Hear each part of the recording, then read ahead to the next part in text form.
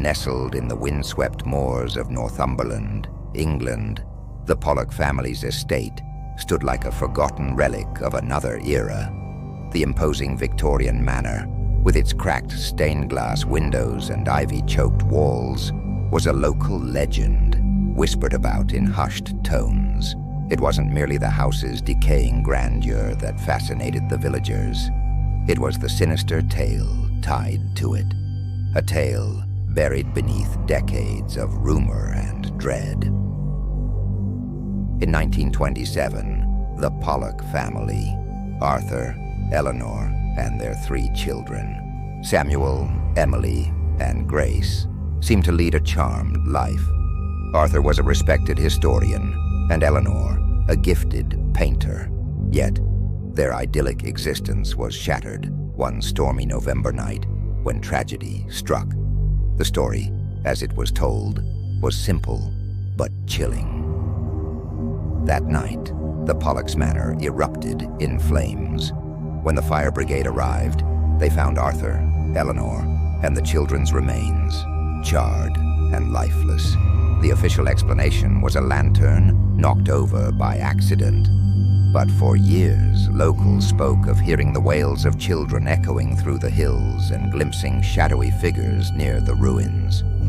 Some claimed the family had been cursed. Others whispered of darker forces. The truth, however, was far more horrifying than anyone could imagine. It was in 2025 that Amelia Grant, a young investigative journalist, became obsessed with uncovering the real story of the Pollock family tragedy. The rumors had sparked her interest, but it was a cryptic letter delivered anonymously to her office that drove her into the heart of the mystery. The letter simply read, "The truth of the Pollock fire lies not in what was burned, but in what was hidden. Seek the locked room." Intrigued and armed with a journalist's insatiable curiosity, Amelia traveled to Northumberland. The Pollock Manor, long abandoned, had partially collapsed but still exuded an oppressive presence.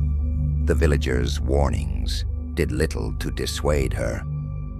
"That place isn't for the living," an old woman told her at the local inn, her rheumy eyes wide with fear.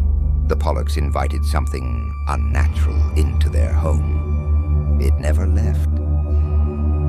Amelia dismissed the warnings as superstition, though unease prickled her spine as she approached the manor. Its gaping windows seemed to watch her, and the air grew colder the closer she got. Inside the house was a skeletal husk of its former self. The scent of mildew and decay permeated the air. Amelia stepped carefully, her flashlight slicing through the oppressive gloom. She photographed every room, searching for clues. For hours, she found little beyond rotted furniture and peeling wallpaper. Then she discovered the door. It was at the end of a narrow corridor, obscured by debris.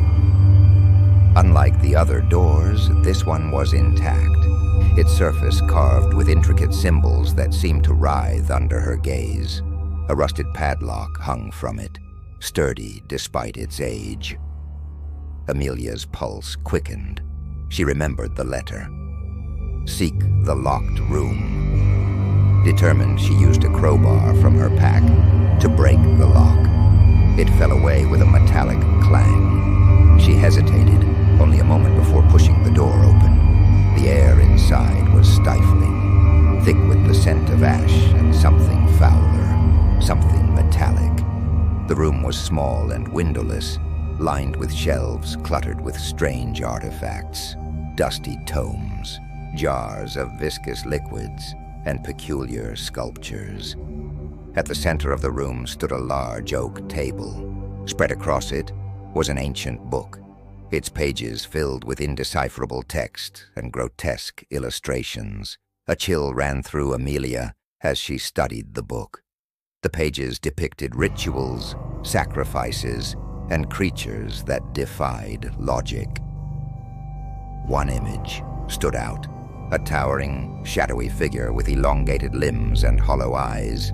Beneath it was a phrase scrawled in Latin. Ego sum ostium. I am the door. Her flashlight flickered. The temperature plummeted.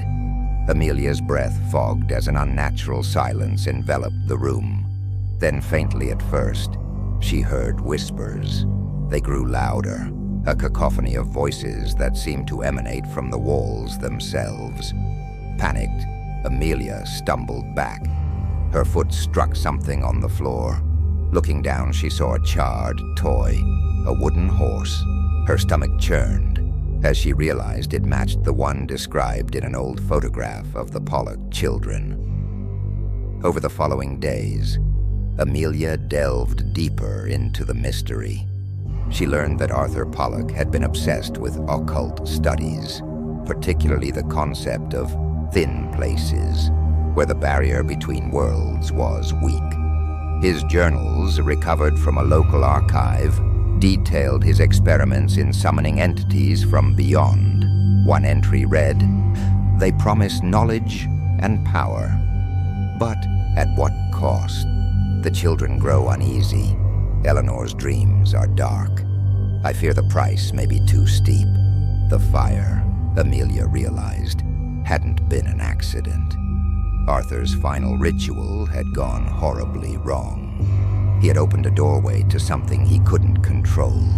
The entity he summoned didn't just destroy the Pollocks, it consumed them. Her last night in Northumberland, Amelia returned to the manor, unable to resist the pull of the locked room. She needed closure, answers, something to explain the horrors she'd uncovered. As she entered the room, the air grew heavy. The whispers returned, louder now, insistent. The book on the table was open to a new page, its ink glistening as if freshly written. The illustration showed the shadowy figure, now towering over a lone woman with a flashlight. Amelia froze, recognizing herself.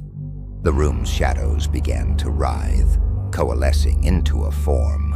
The entity from the illustrations emerged, its hollow eyes fixed on her.